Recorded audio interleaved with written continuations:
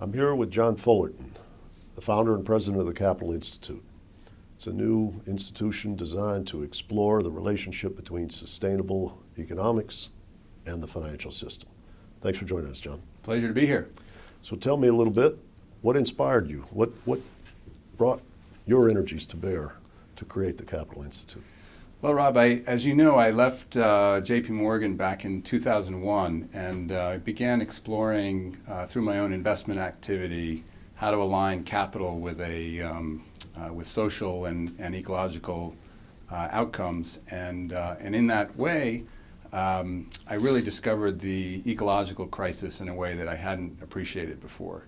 And through a series of years and a lot of reading, I learned what many physical scientists have been saying for a long time, which is a very simple observation, which is that a perpetually growing economic system is at some point in conflict with a finite biosphere.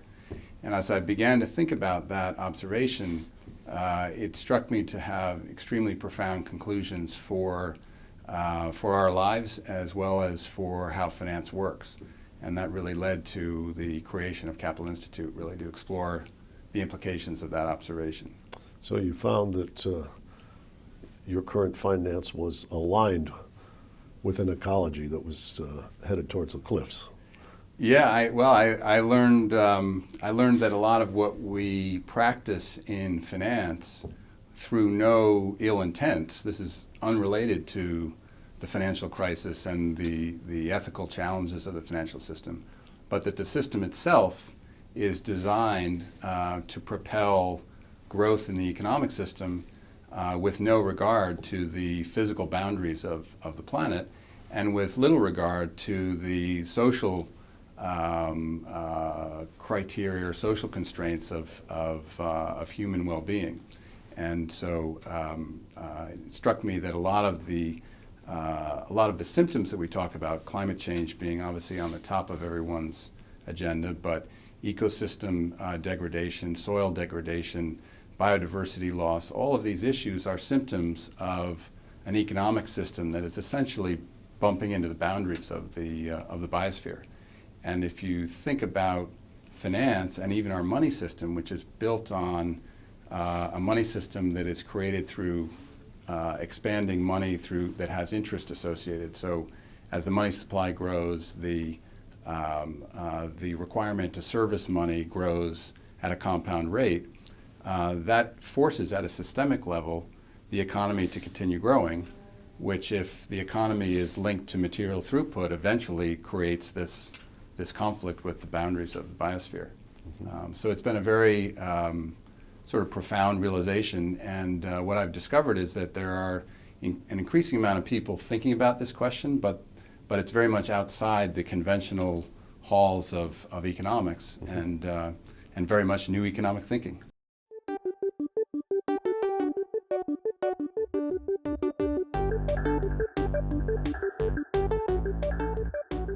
Who are some of the writers that you've read that you'd say, this is my list of 3 or 4 people that inspired my way of seeing this? It's a great question. I would start with Herman Daly. Many people know of Herman Daly's work on and there's a field now called ecological economics.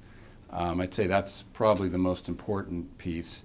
He was he followed in the footsteps of Kenneth Boulding and Georgescu Roegen. More recent academics that are addressing this issue, if I had to pick one, it would probably be Tim Jackson. Tim did the work for the UK government on prosperity without growth. It's actually turned into a book now called Prosperity Without Growth, but he really questioned the idea that perpetual growth is our path to well-being. And initially, I think it was not well received by the UK government, but ultimately, it was very well received. And then the financial crisis hit, and new priorities came in. So I'm not sure quite where that stands now.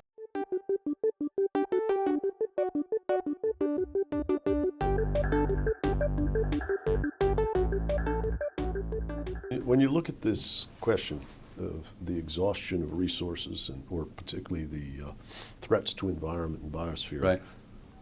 using existing methods of production, Right.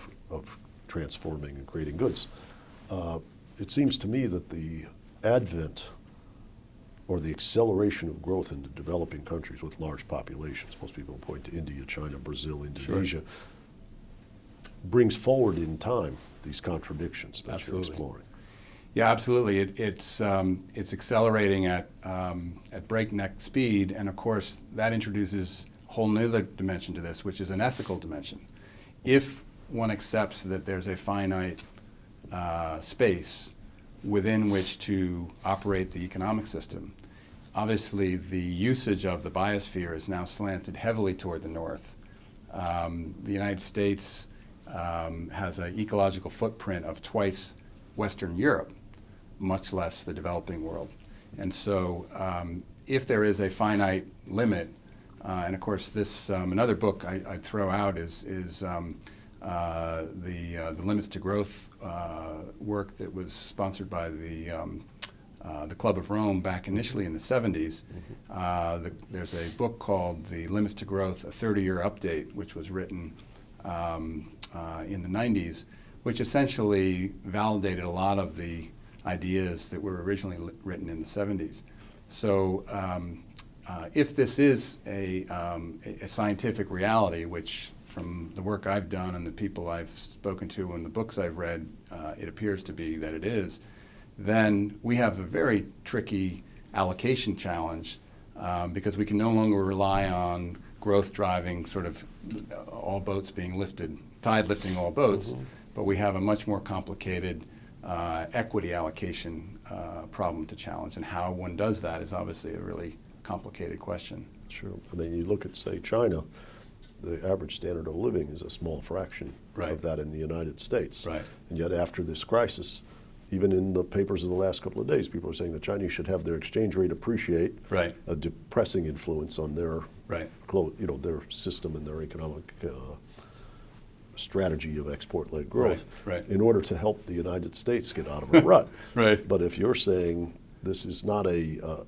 what you might call a win-win game, but one has to distribute growth and consumption of finite resources so as not to exhaust the biosphere, it raises another dimension of trade-off, another dimension of challenge for... Absolutely right. And I think, in fact, it's interesting, you know, China, one of the, I remember I was at an annual meeting of a hedge fund I'm invested in, and they had a speaker come talk about China. This is probably early 2000s. And he showed that if China moved to, I think it was half the energy consumption per capita that South Korea was at the time, that they would require annual production that exceeded OPEC's current production. And the light bulb started going off in my head. And so after you got long oil, getting invested in oil, which is actually true, I started thinking about this, and getting back to your original question, one of the conclusions you get to actually is that growth itself becomes a scarce commodity that needs to get allocated. And markets for private goods like markets for public goods like we're trying to establish a market for carbon through some cap and trade legislation. We think of public goods as being commodities, but if this approach to thinking about economics is correct, we may need to start thinking about growth itself being a commodity and investment itself being a commodity that needs to somehow get allocated. And I'm not suggesting it gets allocated by the king or a government or how, but we need to think about that there's a finite amount of investment fueling economic growth. Or sliding tax. If you're consuming more per capita of finite resources, at the margin your growth should be more expensive, perhaps deterred by a tax and a transfer to people who are... Or we need to get into a question of the quality of growth. So not all growth is created equal. And certainly if the system, there were feedbacks in the system that encouraged low material throughput growth, such as the information economy. I mean, The exciting thing is we're actually on our way to doing this, just nowhere near fast enough. But generating growth in low material throughput activity is what needs to happen, as opposed to just any kind of growth for the sake of growth. Yeah, I like that. You're like a founding father like Thomas Jefferson. Your declaration of dependence, as opposed to declaration That's of right, independence, yeah. is not all growth is created equal. That's right. All That's men are right. created equal, but not all growth.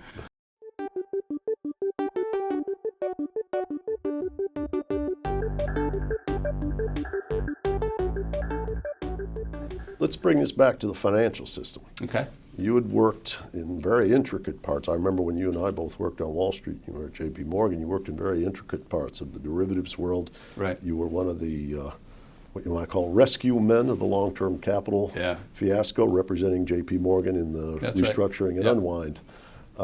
When you emerge with all of that, what you might call micro financial sophistication, you come up on deck and you look at these problems. How can you imagine the financial system being structured in a way that helps align these incentives, helps move things onto a positive trajectory that respects these biological and resource limits? Well, that's the purpose of the Capital Institute, is to try to get at that exact question. And I think we've made some good progress in the year that we've been at it. I think the first thing is to step back and reframe how we think about finance. And an area of study that has been incredibly influential to me and in my work and in our work now is to think of the financial system as a subsystem of the economy, and to understand the economy as a subsystem or integral to the system called the biosphere. So we don't have an environment over here and an economy over here and a financial system over there. They're all really one system. And so essentially we're learning from the field of natural systems, the field of ecology, to understand economics, and through that the role of finance, as being integral to the same system. So it's a holistic approach to thinking about the question that you asked. This is in complete conflict with how we've all been taught to think since the Enlightenment, which has essentially been a reductionist, simplify complicated problems into understandable pieces. And of course, the analogy I like to use is now healthcare or medicine. The healthcare profession increasingly understands that looking at health in a holistic way is critically important, which doesn't suggest that if you have a heart attack, you shouldn't go see a heart specialist. But it does suggest that a healthy heart and a healthy liver and a healthy arm doesn't necessarily add up to a healthy body and a healthy life. And in the same way, we look at finance and understand it as being, in many ways, and I've written about this on my blog, it's in many ways an extreme example of reductionist thinking. And the work that I spent 15 years doing in derivatives and securitization is applying reductionist thinking to finance and breaking risks into component parts, separating them on different desks, managing them in their individual pieces, and then through securitization, reassembling pieces of risk into a product that can then be packaged and sold in the marketplace, as opposed to thinking of the function of finance more holistically, and understanding that if we have all this derivative risk here and isolated in this book, but that book is connected with the counterparty risk of that book, and if that guy goes bankrupt, the whole thing is connected into one, and presto, look what happened. And by the way, this is the same thing that happened with long-term capital. The reason all the banks bailed out long-term capital is because they were all connected to it through this counterparty risk. And so it's in many ways the exact same lesson that we had to learn much more painfully over the past couple of years and are still learning. So unless we step back and begin to think about finance in a more holistic way, we're undoubtedly going to repeat the same problems that we've suffered through just now.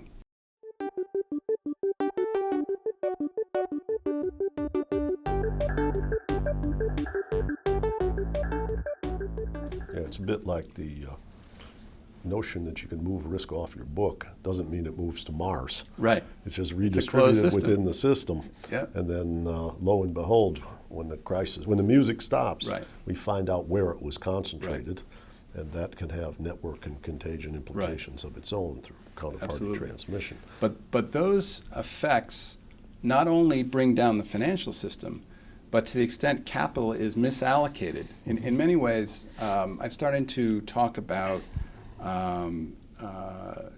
if you think about the growth of the capital markets in your and my career, I don't know the numbers on this, but they've displaced the credit bank markets as being the dominant flow of funds. Yeah. And I imagine when you and I started, the bank credit markets were the dominant source of capital, right?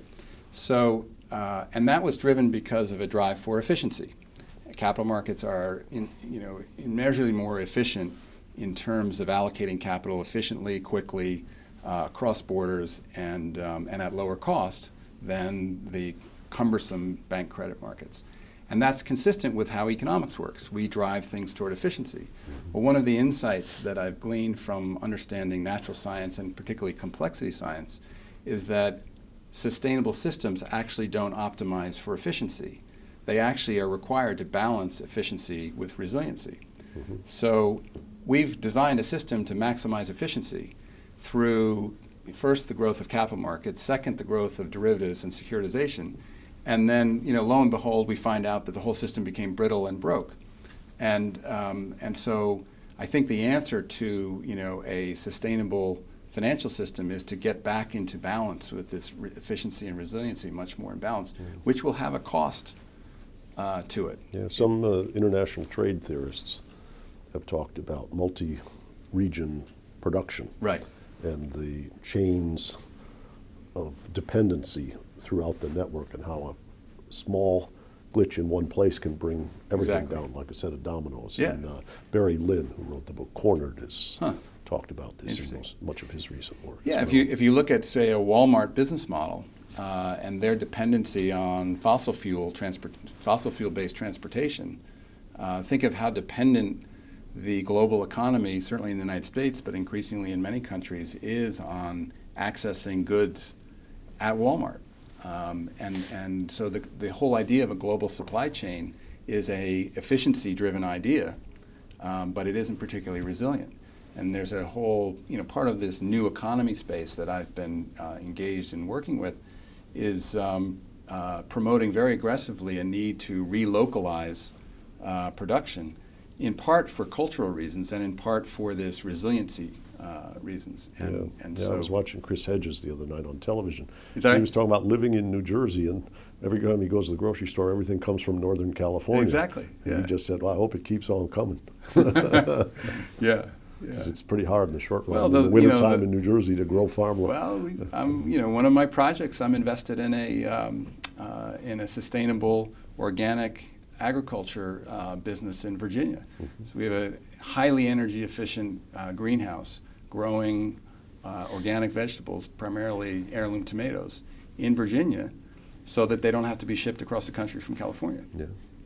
So that's sort of an So now example. I know what place to raid in the winter when I get hungry if it breaks down. Yeah.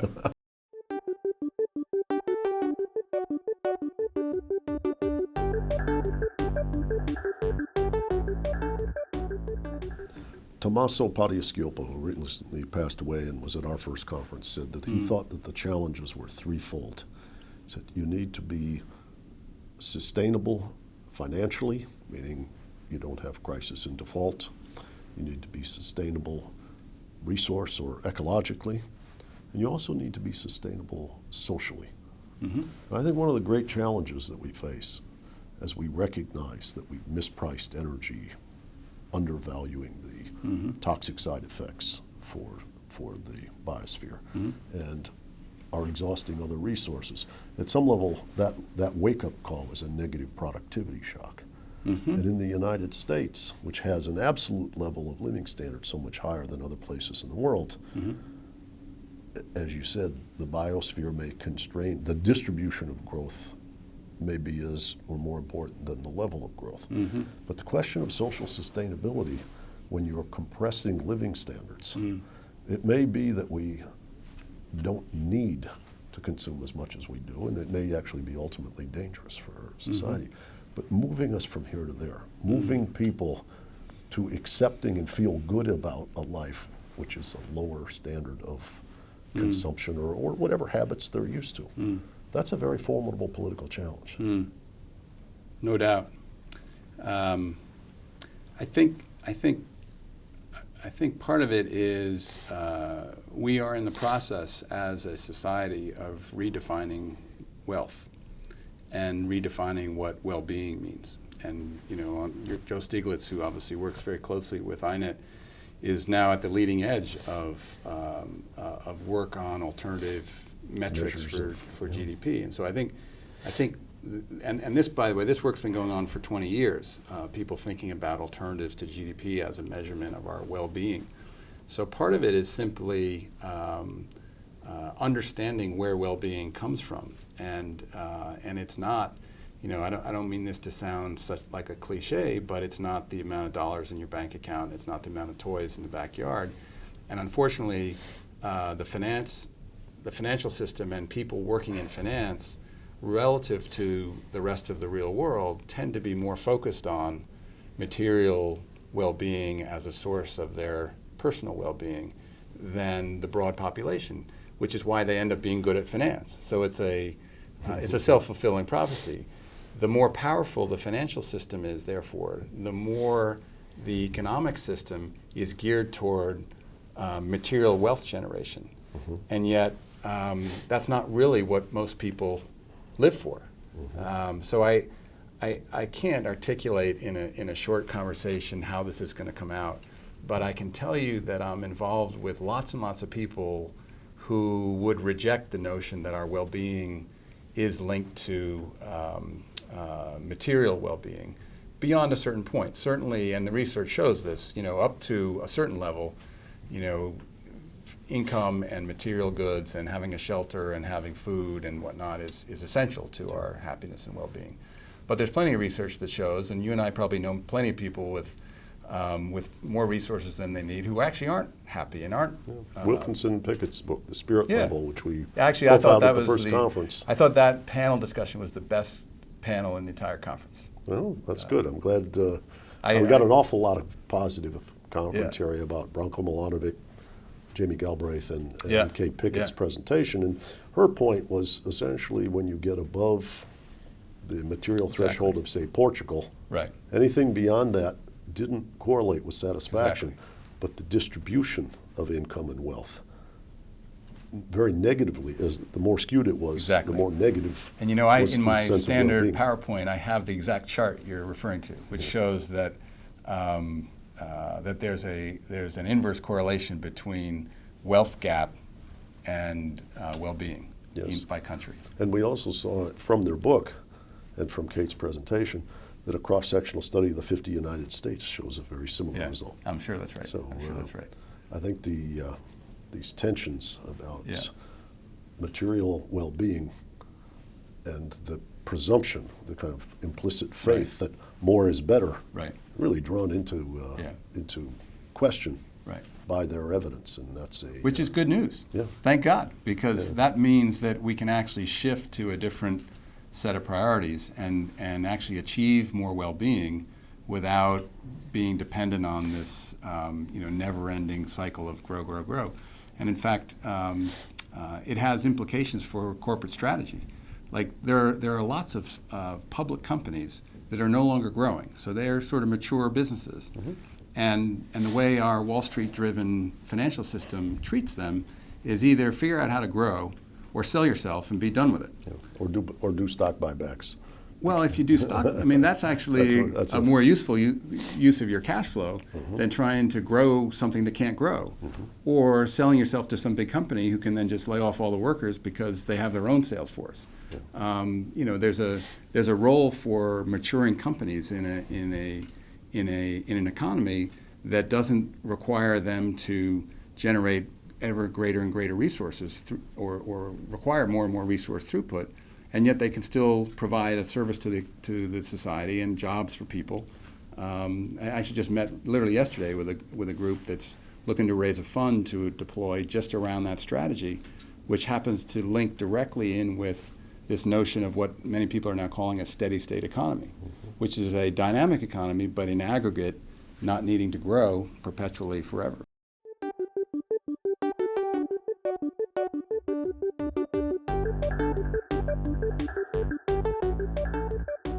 Well, I wish your work had advanced and their fund had been established before all my friends growing up had to leave Detroit. Fair point. Yeah. Those were mature companies, and they got well, but sliced Detroit's and a really diced and interesting. I'm glad you raised Detroit, Rob, because Detroit is a perfect example of a reductionist planning approach to a local economy.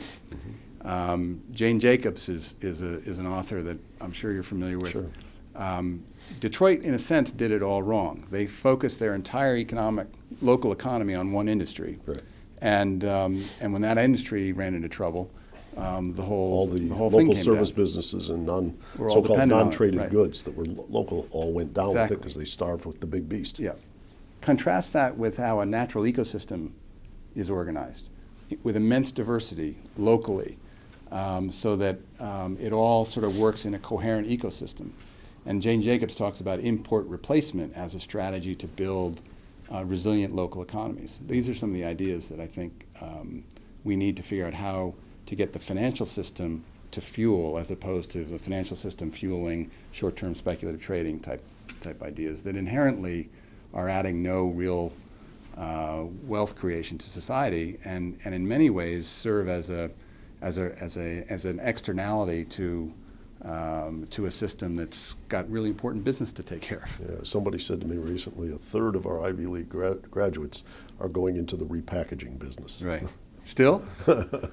I would have thought it's down from that by now, but That's because everything else is down too. Yeah, right. Yeah, at least they're getting jobs. Right? Yeah.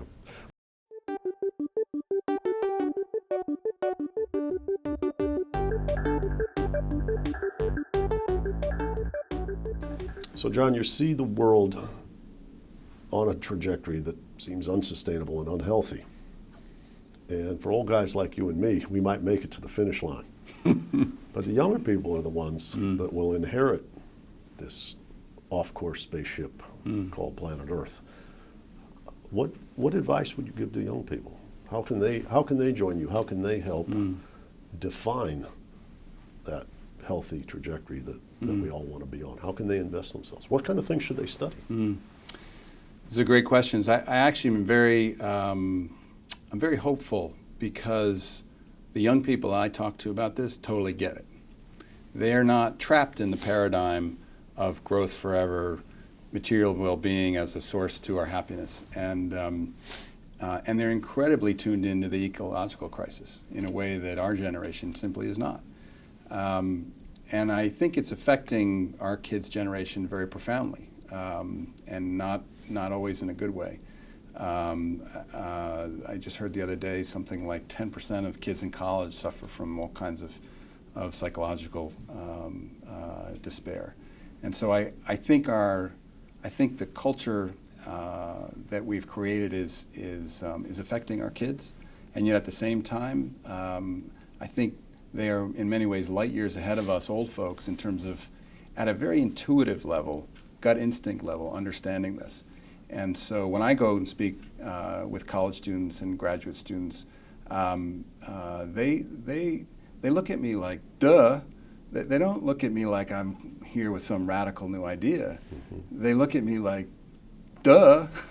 So I think it's one reason to be hopeful, is that our kids are into this. And so to answer your question, what should they study? Systems science. We need to understand how systems work. And the principal system that works sustainably to study is called the biosphere. So I tell my kids it's important to study biology and ecology, even if you're not interested in studying and working in that field. It doesn't mean you need to be a doctor. If you want to work in finance, if you want to work in business, understand ecology. Yeah, we see people like Andy Haldane at the Bank of England Yeah, he's using one of the- biological absolutely. methods to Yeah. understand propagation in the financial Absolutely. system. So there are Absolutely. great analogies and intellectual arbitrage across the Yeah, sciences. Is a yeah. great Oh, and there's pathway to plenty of success. trading strategies now running on nonlinear algorithms that are essentially complexity science. Yeah. The key is to connect this idea not just to financial systems, but to the real economy and the real biosphere to see that all as one Well, system. I guess in response to your thinking about young people, I would issue a challenge to them. Okay. It may be the answer that there is a problem is but they haven't got the solution yet. Well, I don't think any of us have the solutions. No, none of us do. Yeah, But no it's question. not a time for complacency. Not a time at all. It's, Yeah. it's time to dig in and Yeah. transform this political economic environment. Yeah, well, I've never worked as hard as my life as I do on Capital Institute right now, so I couldn't agree more. So. Well, hopefully society will realize a big bonus from your efforts. Well, we'll see. We'll see. Yours as Thanks. well. I think great things going on at INET. It's very exciting.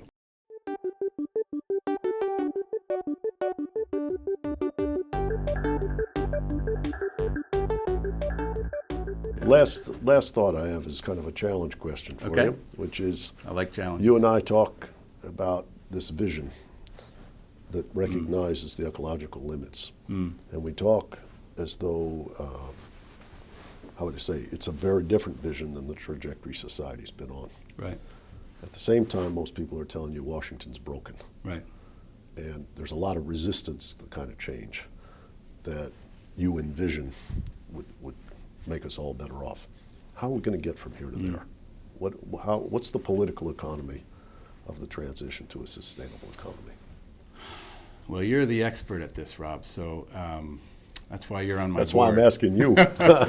I do have a theory, and I don't have it worked out yet, but I am working toward it. I agree with you that Washington is broken, and I have little expertise or patience in sort of wrestling with that world. So I've chosen sort of to ignore it, and I come to a question, one of the questions that I've been wrestling with for years now, which is what's the purpose of capital? And I think capital, financial capital, has a purpose in a sustainable economic system beyond using capital to make money, to have more money. And if you think of the economic system as an ecosystem, capital plays a critical part of that system. And I believe, one of the costs of the economic system that we live in is this well-documented, rapidly expanding wealth gap and the massive concentration of wealth in not 1% of the population, but a fraction of 1% of the population. And that's got all kinds of social consequences that are not good, but it also represents a wonderful opportunity, which is that there's a fairly small amount of people with a tremendous amount of power who, if they see this opportunity and the challenges that I now see in a holistic way, if we can bring that power to bear on shifting the course of the capitalist system, I believe that's what will lead the politicians to the direction we need to go. Well, you sound very, very similar to Ralph Nader. In his Really? most recent book is a novel about how Really? the people like George Soros and Warren Buffett and Bill Gates sit down because wealth has become so concentrated.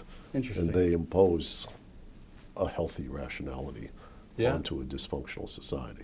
So, how would I say? Ralph Nader was at the vanguard in the 60s and 70s. That's interesting. I didn't know that. And you're arriving at the same place in your imagination now. So, anyway, thanks for being with us. Thanks for having me, Rob. Pleasure Best to of see luck. you. Yep.